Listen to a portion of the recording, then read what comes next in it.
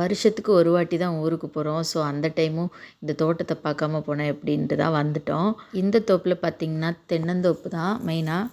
அதுலேயே கொஞ்சமாக சைடில் பார்த்திங்கன்னா எலுமிச்சை தோட்டம், அதுக்கப்புறம் கொஞ்சம் அங்கங்கே கருவேப்பிலை, வாழை, அப்புறம் பார்த்திங்கன்னா முருங்கை மரம் இந்த மாதிரி தான் நிற்குது. வாங்க தோட்டத்தை ஃபுல்லாக சுற்றி பார்க்கலாம்.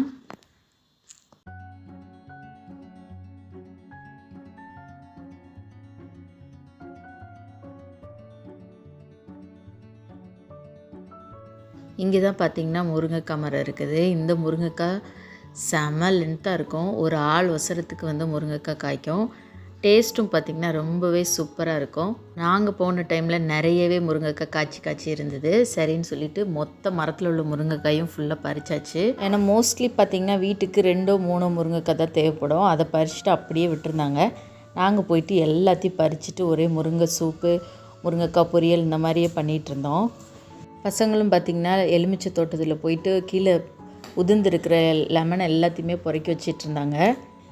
நாங்களும் பார்த்திங்கன்னா எல்லா முருங்கைக்காயும் பறிச்சுட்டு ஒரு வாழை விரித்து மொத்தமாக சேர்த்து வச்சாச்சு. கவர் எதுவும் கொண்டு வரல. காளானும் பார்த்திங்கன்னா 2 காளான் கிடச்சிது. இது மழை சீசன்னால் கொடைக்காளான் வந்து 2 கிடச்சிது. அதையும் வந்து பறித்து வச்சாச்சு. அதுக்கப்புறம் வீட்டுக்கு கொஞ்சமாக கருவேப்பிலையும் பறிச்சுக்கிட்டோம். இந்த காளான் ஜஸ்ட்டு ஆயில் ஊற்றி வேறு எந்த மசாலாவும் போட வேண்டாம். ஜஸ்ட்டு பெப்பரும் உப்பும் போட்டு நல்லா எண்ணெயில் வரட்டி சாப்பிட்டாலே அவ்வளோ டேஸ்ட்டாக இருக்கும். அப்புறம் என்னோடய பசங்க 2 பேருமே பார்த்திங்கன்னா கீழே உதிர்ந்துருக்கிற லெமனை எல்லாமே பறிச்சிட்டு இருந்தாங்க. இந்த வாட்டி லெமன் வந்து அவ்வளோ காய்க்கலை. ஏன்னா இந்த சீசன் இல்லையா என்னன்னு தெரில, லாஸ்ட் டைம் மாதிரி ரொம்ப காய்க்கலை. அங்கங்கேயா கொஞ்சம் தான் காய்ச்சிருந்தது. வாழையுமே பார்த்திங்கன்னா இப்போ தான் கொஞ்சம் நல்லா வளர்ந்துருக்கு. ஒரு சில வாழையில் வந்து லைட்டாக இப்போ தான் கொலை இருந்தது. வாங்க இந்த எலுமிச்சை தோட்டத்தை ஃபுல்லாக சுற்றி பார்க்கலாம்.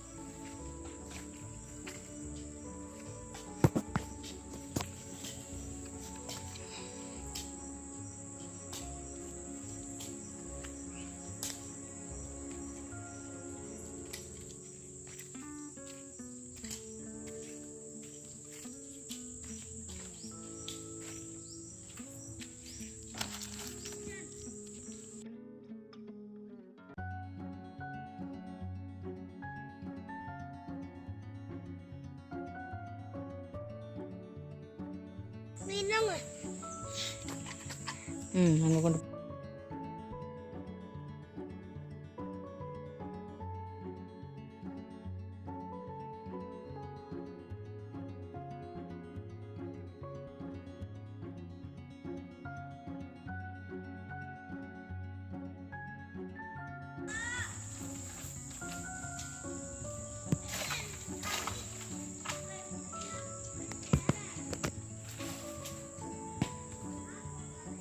போதும் நிறைய பறிக்காதீங்க.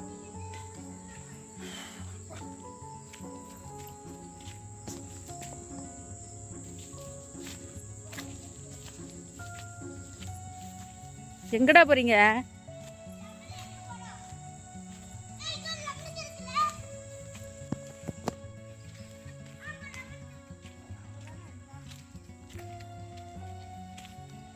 கட்டு குட்டி லெமனா? சரி போ டேடி இளநீ வெட்டுறாங்க. போ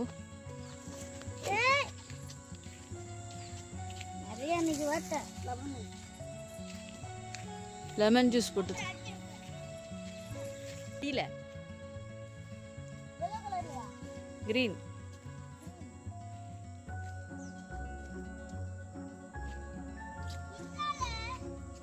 எடுத்துட்டியா எடுக்கலையா? அது வேண்டாம். அது போ டேடி கூப்பிடுறாங்க. போ கட்டு. சூப்பர்.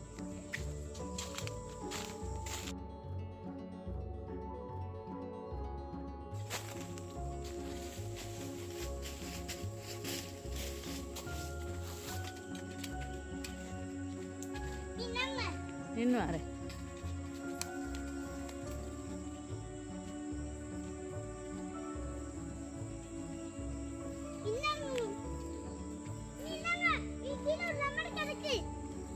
எடுத்துக்க.